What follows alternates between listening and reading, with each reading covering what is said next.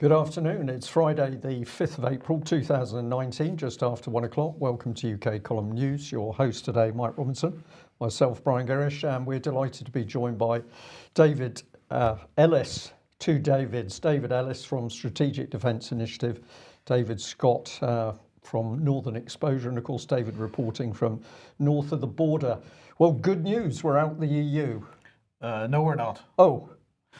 But don't worry about it. Let's see what was going on. Well, the day before yesterday, of course, Yvette Cooper brought a bill to Parliament to force the Prime Minister to push for an extension to the Article 50 process, as everybody knows. And that went through the House of Commons by one vote on Wednesday night.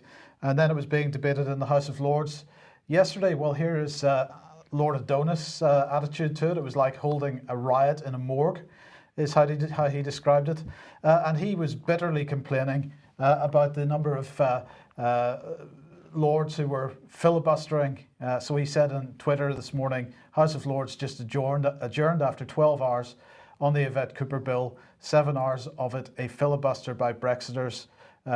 We complete consideration on Monday, well in time for next week's crucial European Council to agree a long extension of Article 50. Well, the House of Lords were debating this. Lord Owen had some very interesting points to make, and of course he wasn't filibustering to try to just divert this whole thing. He was making a serious constitutional point, as were many of the other people that Lord Adonis is pretty unhappy with. Of course, he's a Labour Party peer, so he would be, and it's Yvette Cooper's bill, so he would be upset that there was a delay to it. But really, they were making serious constitutional points. But actually, it makes no difference because, as many people will know by now, Theresa May has written this morning to Donald Tusk. And the key paragraph here is, I'm writing therefore to inform the European Union that the United Kingdom is seeking a further extension of the period provided under Article 50 of the Treaty on European Union. The United Kingdom proposes that this period should end on 30th of June 2019. Well, Donald Tusk's attitude to this was, I paraphrase here slightly, but it was tell you what, Theresa, how about we give it 12 months? And if you lot can actually agree on something, write to me again, and instead of moving the date further back, we'll move it forward instead. So that seems to be Donald Tusk's position at the moment. But Brian, continuing shenanigans in Parliament, which the House of Lords, I believe, rightly pointing out, represent constitutional crisis. Yes, and of course the other thing to keep your eye on is that there was that long cabinet meeting with closed doors where the rest of the backbenchers have absolutely no idea what's going on, and then the cabinet doors open and they simply get told what they should be believing and what they should be saying. That's one thing happening, but the other thing happening is, I think, significant, because we're starting to see people holding their MPs to account now. This was a letter sent in, excuse me, that was sent to a constituent of Christopher Pincher MP, and in it he's detailing that he's detailing how he has been voting, and he says, "You're receiving this update as you've recently contacted me about Brexit, either personally or as part of a mass campaign. Hundreds of my constituents have contacted me regarding their views over Brexit over the last month." And he's saying that, this is his way of keeping them informed what he's doing. So we often say, Mike, how do we get people to do things? This is absolute evidence that when people do hold their MPs to account, they write, they contact them, they get into those surgeries, the MPs start to respond because, of course, they're scared of losing their seats. Let's just show you this one. Here comes Johnny. This is local MP Johnny Mercer. He sends around this sort of briefing sheet to keep people informed. And he says it's an incredibly difficult time in politics. There's a collision going on between a House of Commons that's being dragged kicking and screaming into 2019 and the country which it serves. Brexit has become the defining issue that has stripped bare the shortcomings of the career politicians that have dominated British political life for too long, unable seemingly to grasp the true essence of their role. And on he goes. Now, I just wanted to show you that here with Politics Home, very interesting image with Johnny alongside Theresa. This is when he was campaigning in Plymouth. Tory MP Johnny Mercer says party could be wiped out at a snap election. And then he uses some fascinating language, because he says, I'll read the little piece out here. He says, the backbencher, seen as a rising star in the Tories, added that the party needs to change its top team and adopt a more moderate brand of conservatism if its fortunes are to be rescued. There's this massive disengaged centre that the elite would have us think are just not interested in politics. That's rubbish. They've never been more connected. They're just waiting to be set on fire by good, competent, modern centre-right aspirational future politics. It's really exciting.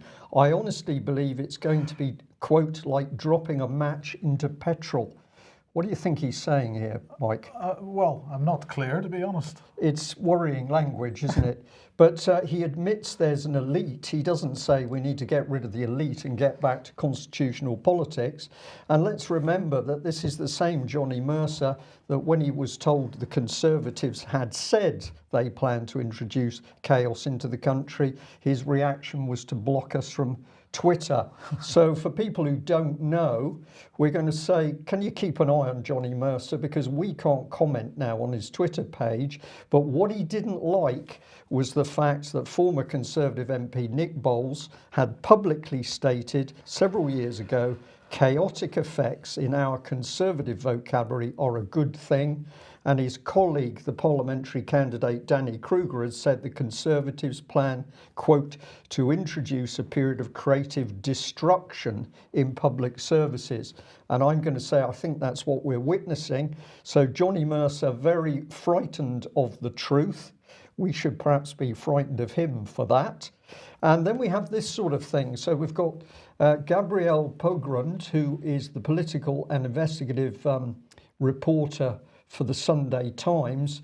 He tweeted out a couple of days ago an exclusive. The Sunday Times has obtained secret footage of Dominic Grieve's association meeting last night, in which Conservative members shouted traitor, lies and liar repeatedly. Just listen to the boos and jeers. Now, this is a very significant tweet, because just as we've got Tony Blair popping up into politics, we've got Alastair Campbell. And what did he have to say here?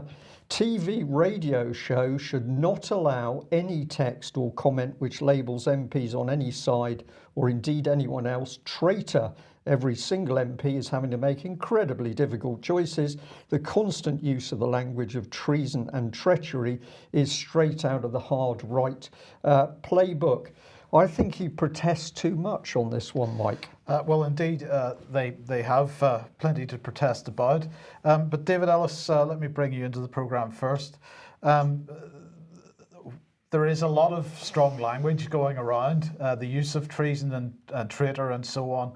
But if anybody had listened to the House of Lords debate yesterday, they were in fact recognising that there's potentially some justification for that, because they were highlighting, multiple members of the House of Lords highlighting the constitutional vandalism that's been going on in the last few months. And of course, that would be treason, would it not? Well, if you'd listen to Lord Owen, I suggest people go and have that's a good place to start. There were others there, but start with him that were putting a fight up and resistance. They were using very, very strong language. And you could clearly see the reaction on the Labour benches opposite, where what are we looking at really? This is a joint sort of drive by Tony Blair through all the sort of conduits that he's got to have us by any means remain in the EU. So if they're now, if Alastair Campbell there, he's 2IC, is wanting to control the narrative and saying that, look, we can't use this sort of language. Really, what everybody's got to do is take the nod from Alastair there and actually escalate the language. Absolutely. Now, David Scott, let's welcome you to the programme. And let's start off with this one because, of course, EU military union continuing to be an issue not discussed as part of this Brexit process. And here we have Guy Verhofstadt yesterday pushing this out on Twitter. For 70 years, NATO has been a cornerstone of our security. Now it is vital we strengthen NATO by building its European pillar based on a European defence community and a European army, so that Europeans can take their future into their own hands. So there's no doubt about that then. It's nice and clear. At least on the continent, it's clear. The identity is European. The sovereignty is European. The control is European. And the army is European. So, yes, this is still not being discussed to any significant extent in the House of Commons. How long before that particular dam bursts? Indeed. Now, in the meantime, there has been some movement here. So here we have a statement from Admiral Sir Philip Jones. Our retired admirals and generals and our honorary officers all have an important, enduring role as advocates for the service. Today's briefing was a great opportunity to bring them up to speed on the latest developments affecting Royal Navy and Royal Marines. So what was he discussing at this briefing? Well, we don't really know because this is the strange thing here. We've got senior retired warrant officers and other veterans standing up outside the Ministry of Defence and talking about EU military union, talking about what might be happening to the aircraft carriers, talking about what's going to happen to sell Her Majesty's Armed Forces into European single point command and control. Now, the senior officers are not saying anything about this. But immediately after that speech, they were all called in to have tea and crumpets and be briefed by people with a lot of gold braid, a lot of egg on their hats to say exactly what the line is. It looks like shoring up the narrative to me. And in the meantime, change of foot for EU Now 4. Well, yes, I think it's always interesting to watch senior members of serving military. This is Major General Strickland, commander of the Royal Marines, handing over a EU flag in a ceremony where he hands over control over the Somalia expedition to an admiral from Spain, and this is also being the headquarters has been relocated to Spain at the same time. So that's the handing over of responsibility. That's the handing over of the flag. Whose flag has that man been serving in the previous weeks and months? The EU flag. Yeah, well, perhaps David Ellis can expand on that a little bit. Well, we've seen his former Royal Marine Commandant General, McGowan, heading up EU Now 4 there at Northwood, and using pretty much the Twitter feed for that as an entire political promotion of EU Now 4. So for anybody that doesn't know, that's EU Navy. So we've got EU Navy being headed up and operated from Royal Navy HQ Northwood, where they run Trident nuclear submarines, with the Commandant General of the Royal Marines, who's under Her Majesty's Armed Services. So you can see here the radical, this is hiding in plain view, hiding in everybody's plain sight. Well, it ought to be politically. It ought to be like hitting a cow's backside with a banjo in Parliament, but and yet the MP is still refusing to speak about it. So McGowan handed over to Strickland there. Strickland's been doing it for a while. There's been a lot of pressure put on this, and they've now moved it to Spain, and you can see the handover there. Now, the flag that he's handing over, as Simon Bean rightly pointed out when he spoke in London on the stage, is an Admiralty flag. It is embroidered with gold braid.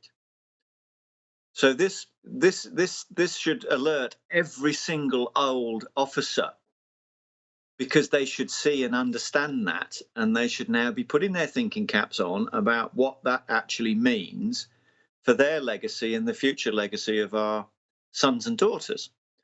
So everybody's got to sort of wake up here. They've got a bit irritable because we've put a lot of pressure on it being there at Northwood, and they've moved it over to Spain. But obviously the thing hasn't stopped EU Navy is alive and kicking, and it's alive and kicking with the Royal Navy and with the Royal Marines, which we are paying tax for. Yep. And our people are serving in. So I don't quite understand why our MPs aren't talking about this in any kind of substance. Well, let's see what our illustrious government is up to then. Well, there's a G7 meeting taking place at the moment. In fact, two separate meetings taking place at the moment. Now, France has the presidency of the G7 at the moment. So Monsieur Macron there looking very pleased with himself. Well, what have they been up to? Well, it's all about interior ministers. The interior ministers meeting was taking place yesterday and today. So we'll start off with that one. Security and counter-terrorism are the priorities of this meeting. And they're going to set down joint commitments on security and counter-terrorism. They're going to discuss the current state of the terrorist threat. In particular, they say they're going to discuss the management of foreign terrorist fighters who've joined Daesh in Syria and in Iraq and their families. And they're also going to examine the challenges of combating the use of the internet to pursue terrorism and violent extremism. So that's all very good. Well, here they all are. Well, there is our Interior Minister on the left-hand side, Sajid Javid. So let's have a look and see what he was saying. Vital discussions at the G7 around online terror content, especially after horrors of Christchurch. I made clear our upcoming online harms white paper will ensure social media firms take more responsibility.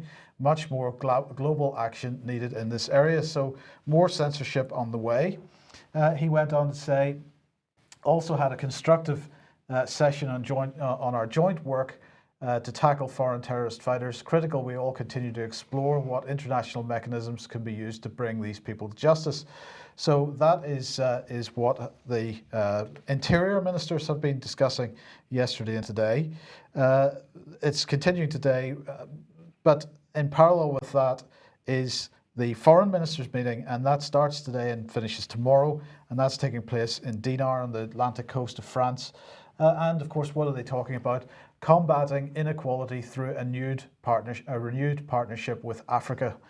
So this is all about Africa, well, there's more than just Africa, but let's just remember what we were pushing out on Twitter yesterday. We mentioned this on Wednesday's news program, but let's just remind ourselves about this once again.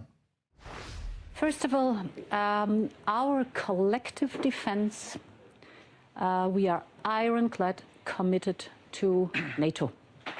NATO of 29, that is collective defense Article 5. But there are problems and issues where I do not see NATO, but Europe has to be able to act. That though this transatlantic alliance with America is extremely important and we need to maintain it, the best partnership is a partnership where we have our own capabilities that are also strong. I was talking about Africa. This is not a typical place for NATO. We are very committed to NATO in other places, but Africa is a place where we need to be able to act as Europeans. For example, one of the things that my institute does is work in Africa, and at the moment we're particularly focused on the Sahel group of countries. That's that band of countries across the north part of sub-Saharan Africa, where you've got exploding populations, dire poverty, radicalization and extremism. We may well face the next wave of migration and extremism from those countries. It makes perfect sense for Europe to have the military capability to help those countries with their security. And for that, we created the European Defence Union, right, to have a comprehensive approach with diplomacy, economic development, and the military means. So that's pretty clear. Now, in this article on the G7 website, they're even clearer. They say, to succeed together, the goal of the French G7 presidency will be to forge a partnership with Africa as equals, working throughout the year and until the Beirut summit with countries that play a leading role on the continent. The priority will be, with our partners, to come up with concrete tools to foster sustainable economic development in Africa, and the particular focus is on the Sahel countries. This is exactly what Tony Blair was saying. So That's going on there. The two Davids. If I could ask David Ellis for a bit of comment here first. This is being couched in language of economic development, but this, as we've said before, is about the expansion of the European Union southwards into the sub-Saharan, at least as far south as the sub-Saharan parts of Africa. And EU military defence union is a key foundation of this. It's one of the drivers for this. Absolutely. The script that von der Leyen, German government, and Tony Blair are using is exactly the same script. Now, you see the overlaying key factors of one of military, and really what can we say that's the potential there for to happen? They're talking about to help those African countries with their security. What does that actually mean? And I would submit this, that should you want to make effectively what's going to be an Africa core in that area, you're going to be recruiting. So it's not, one of the biggest factors there will be just how they go about that, because there's a huge amount of unrest, and should somebody start to propagate sort of the EU having a foothold over there, then they're going to be recruiting for soldiers and sailors and airmen and so on and so forth. And then the question is what is the EU going to do with those personnel? Well, can I just come in there and say, my opinion, what the EU is going to do is it's going to destabilise North Africa. It's going to get in socially, it's going to get in politically.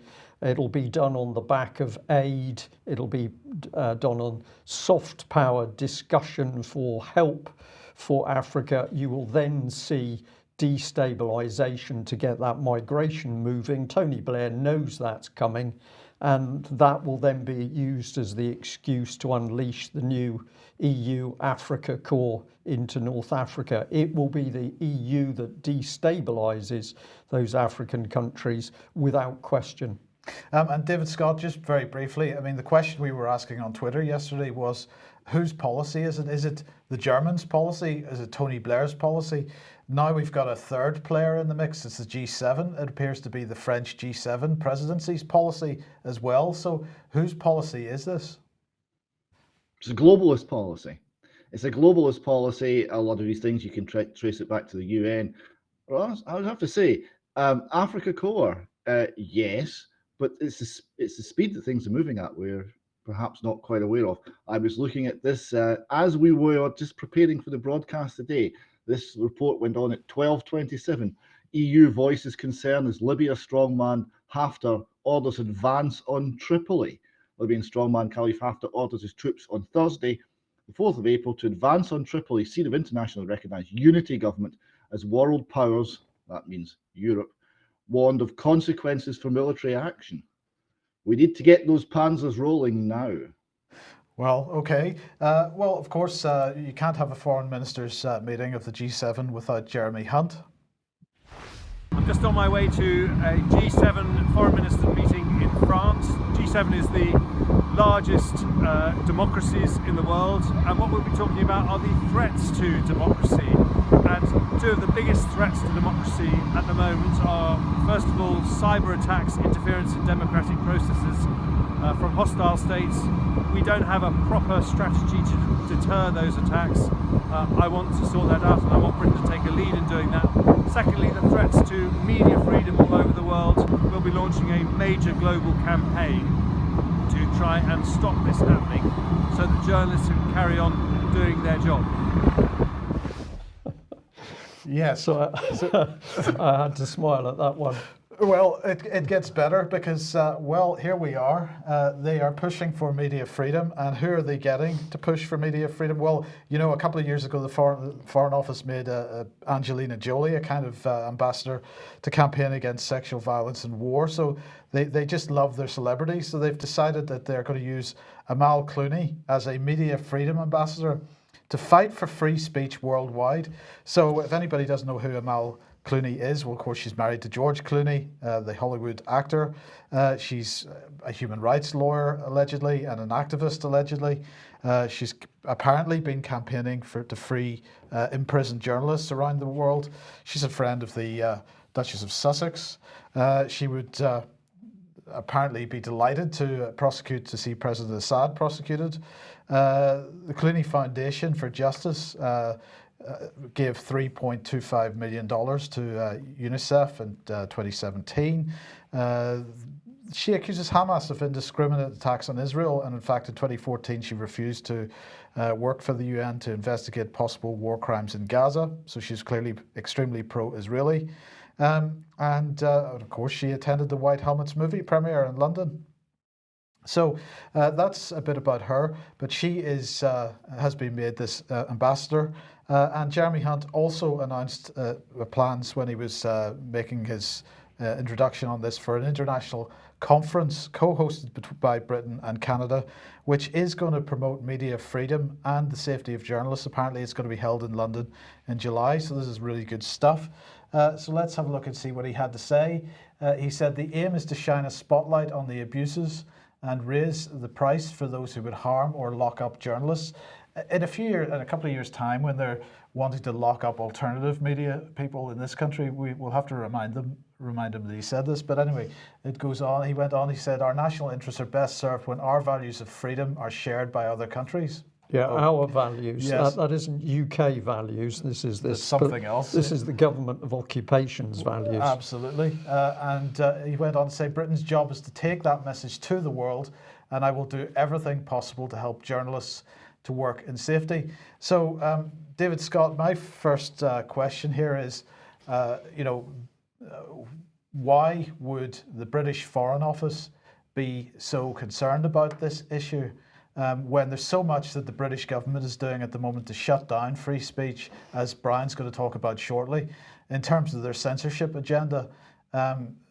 Is this because journalists in other countries are working on behalf of the Foreign Office, and the Foreign Office wants to make sure they can continue to do their jobs, perhaps?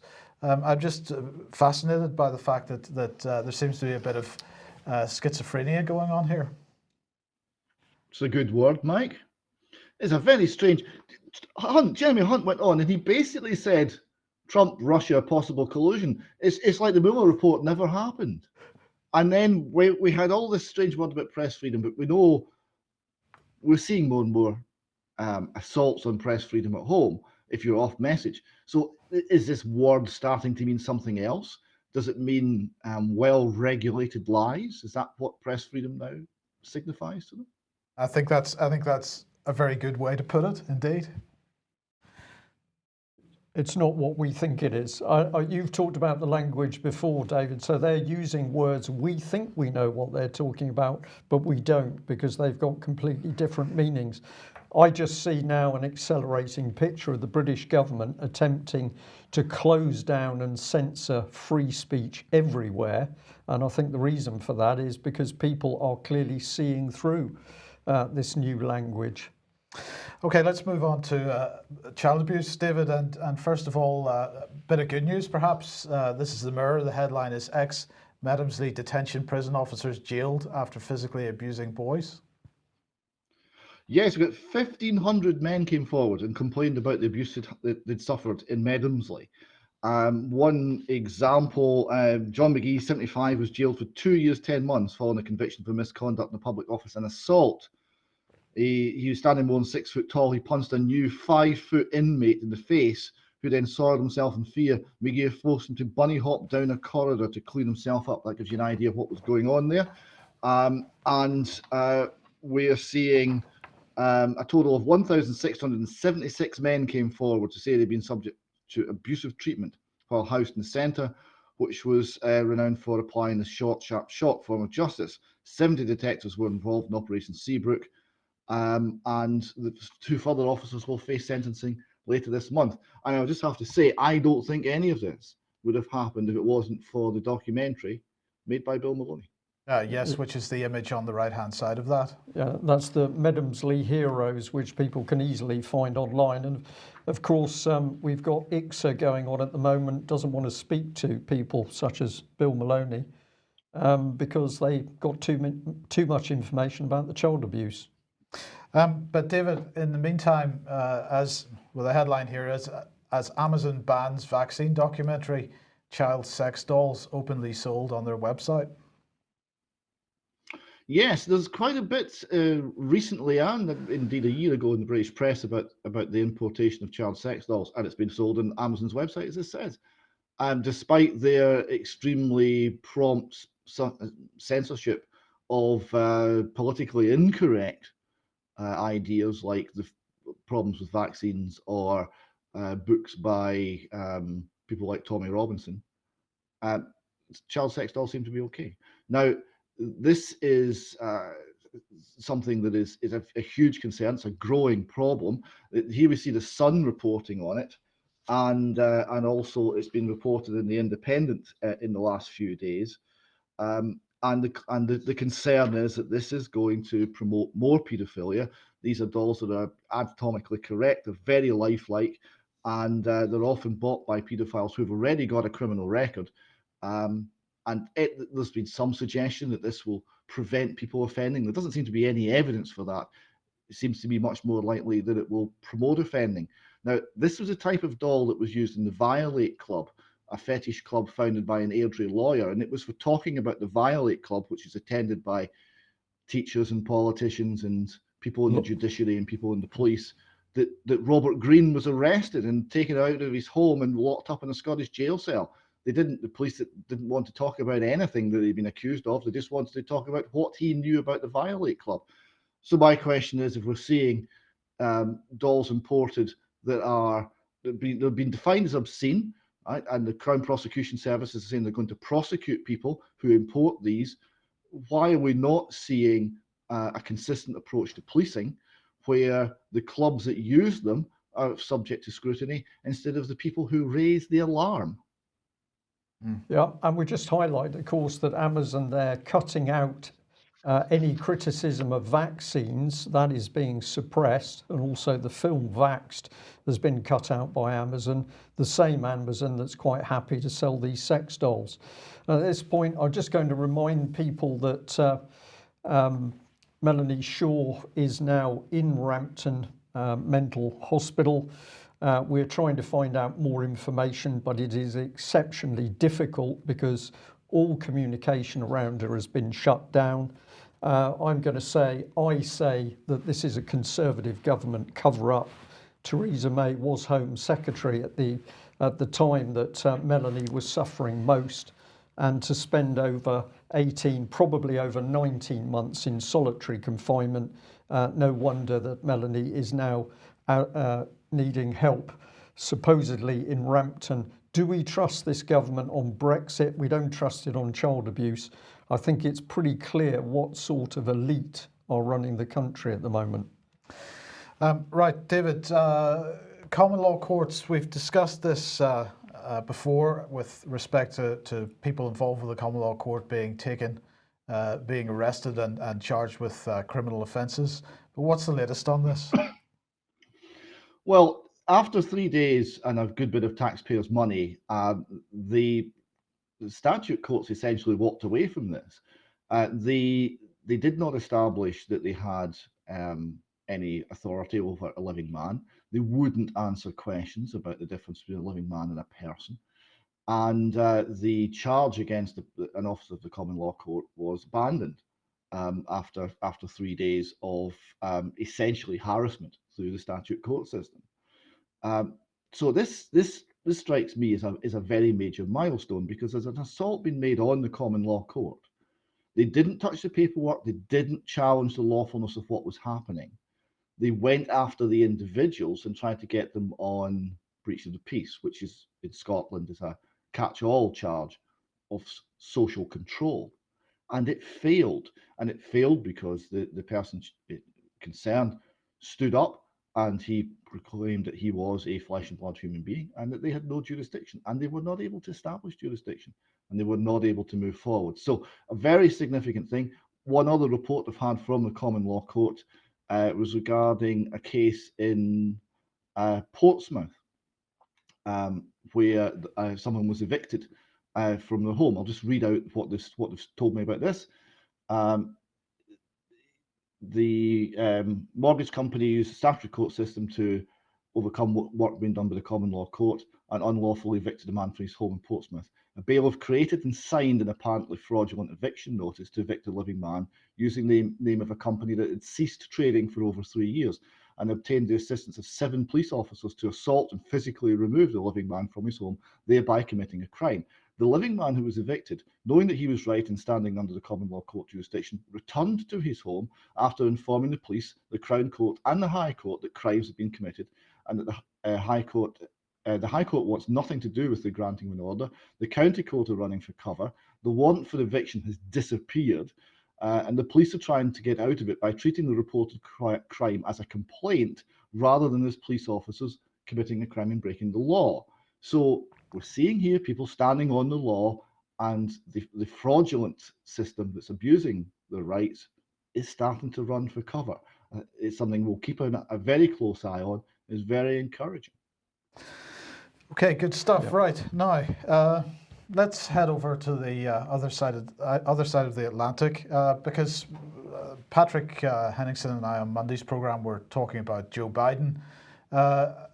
Joe Biden has subsequently made a video where he was apologising for his inappropriate touching of females, apparently, and was clearly hoping that as a result of that video clip that he would be able to continue as a Democratic candidate for the forthcoming general election for president. Now, just before we get to see what Donald Trump has done about this, I just wanted to show this little clip here, because this is the little clip that Donald Trump was commenting on. Joe Biden putting his hands on this lady's shoulders and whispering in her ear. Well, Donald Trump decided to push out this tweet. He said, "Welcome back, Joe," and with this tweet was a little bit of video. So let's have a look at that. Here he is, and well, Joe seems to be in the background. Joe's in the foreground. He's talking, but he seems to be in the background. Oh dear, he seems to have touched himself on the shoulders and is whispering in his ear. David Scott, this is a fantastic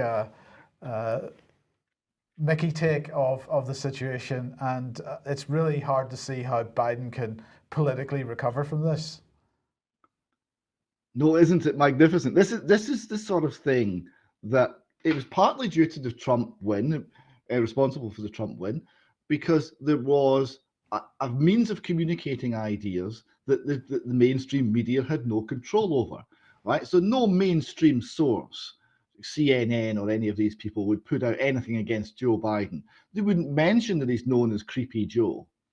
But now this meme and the internet passing this information around has made this real for people. You see here some of the memes that are doing the rounds. You see the sign for Biden 2020 with 2 little grabby hands. This is absolutely devastating. It reminds me of the time during the Trump campaign when the mainstream media were wall to wall going after Trump about his treatment of women. It was everywhere. It was 24/7. And on the internet, we had a lot of information circulating about Bill Clinton and how he treated women, and the allegations against Bill Clinton were much more severe.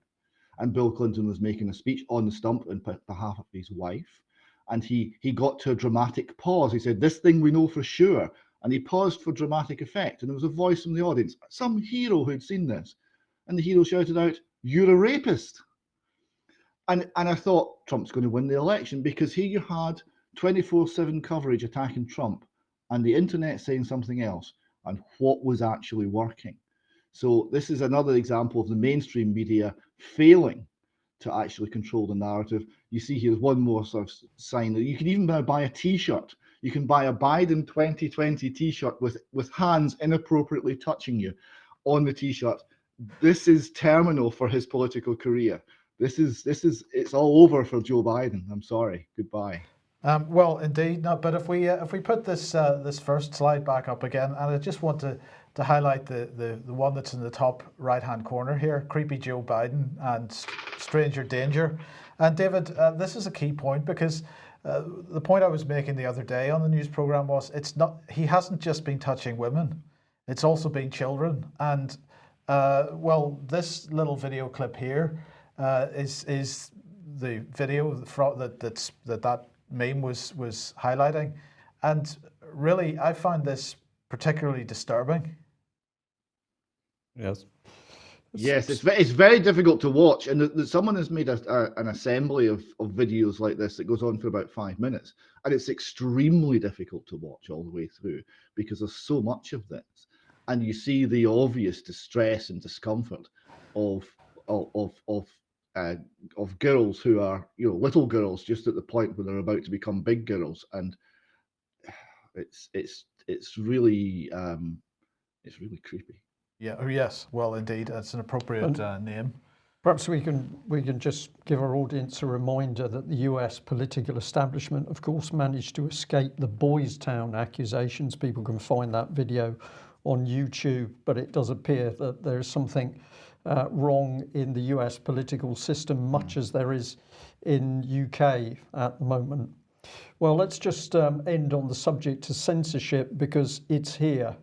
And Louise Collins carried out an interview with Mark Steele on the subject of the dangers of 5G. She says, I had a lovely chat with Mark Steele today on the dangers and health implications of 5G. Links to Mark's website are in the article, with useful letter templates and flyers, these so that people could register their own concerns with local authorities, MPs, whatever.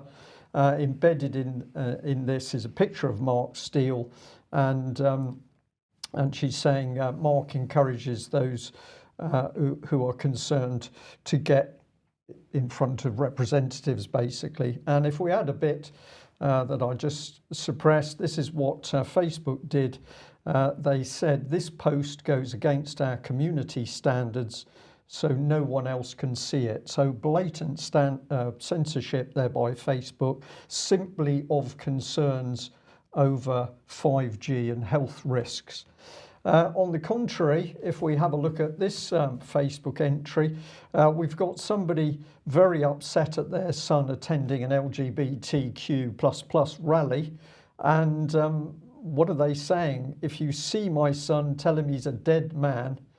And then there's a lot of abuse. This is a pretty unpleasant posting, but no problem for Facebook at all. But if you dare criticize 5G, so double standards by Mark Zuckerberg. But what has he been up to? Well, we discovered this, that in the last couple of days, he's been talking to the government in Ireland. He says Ireland is a very important country for Facebook. Our international headquarters is in Dublin. We operate a data centre in Cluny, and our Oculus team is doing advanced research in Cork. I spent today in Dublin meeting with members of the Irish Parliament. We discussed the work Facebook is doing here and important issues around the future of the internet. I appreciated the thoughtful conversation. Well, I think we'd like to say what was discussed behind the closed doors, and can any of our UK column viewers and listeners obtain the minutes of that meeting? So we have censorship by Facebook, Mark Zuckerberg fully responsible for that, secret discussions with governments. This is very dangerous stuff. And let's remind people, of course, that our very own Nick Clegg waltzed off from politics to £1 million a year job as Facebook's head of global affairs. David, this is dangerous. We don't know whether we're dealing with global corporations or politics. Who's controlling who? Well, it seems to me the global firms have got the real money, so they will be controlling the politicians. But this is very dangerous stuff. and preventing other politicians arising. I saw you mentioned Ireland there. I saw Gemma O'Doherty, who's trying to raise some of these issues in Ireland, and raise the issue that Ireland is being essentially taken over by an elite, just as we're seeing in Britain. And she was having a meeting, a very well attended meeting in Sligo, and she said there were people there from every single county in Ireland, but they had the meeting in the street, because the venue suddenly at the last moment said, no, we don't want you. So someone had had a word and their venue was removed. So they had the meeting in the street anyway, and they had people sitting in cars, leaning on their horns to try and disrupt the meeting. So people are being harassed as they try to undertake lawful activity, like the right to assemble and the right to discuss ideas with one another. Yeah. Yes, censorship is everywhere. Censorship, and I'm just going to end on this note that we have to point a finger at journalists because they have consistently failed to stand up and be counted. This is the UK column back in April 2008, where we had a major article because 3,000 people had protested outside Parliament about constitutional issues, Lisbon, and it was not reported in the Daily Mail, even though they could see most of the demonstration from their own offices. And the reason that the Daily Mail didn't print anything was because they were too busy printing, I think it was about 4 or 5 pages on plastic bags. And when we questioned the paper about their relative priorities, we were simply told, well, our editor has got a bit of a thing about plastic bags. So if there's any mainstream journalists out there who are trying to say it's not our fault what's going on in the UK, it absolutely is, and we need to make sure that social media brings those people to book as well. Davids, thank you very much for joining us. We'll end there, but I'd like to say thank you very much for the support we receive from the public and our close UK column supporters. If you're not already a subscriber, perhaps you consider subscribing and or donating, because we can only do this with your financial help. And I'd also like to say on behalf of Justin Walker, thank you very much to the person who made a very generous donation to the British Constitution Group over the last few days. Very important timing, as obviously constitutional issues are now at the forefront, or should be at the forefront of news in UK. That's it from us. Thanks very much for joining us. We'll be back at the same time on Monday. Bye-bye.